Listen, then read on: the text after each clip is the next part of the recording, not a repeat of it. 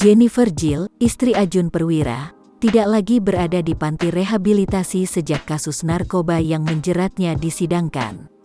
Kini ia berada di tahanan.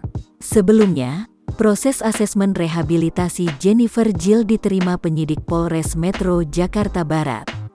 Jennifer Jill kemudian menjalani proses penyembuhan ketergantungannya terhadap narkotika di Panti Rehabilitasi Lido, Bogor, Jawa Barat.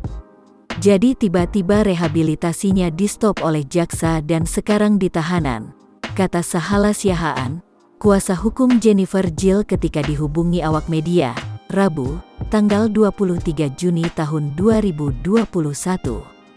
Dengan dia di-stop rehabilitasinya tidak membuat dia kondusif.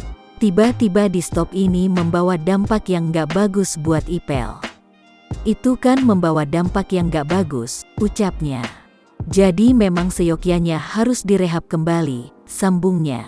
Sahala menilai bahwa banyak hal yang ditakutkan dari Ipel jika proses rehabilitasinya berhenti begitu saja sebelum jadwal yang ditentukan.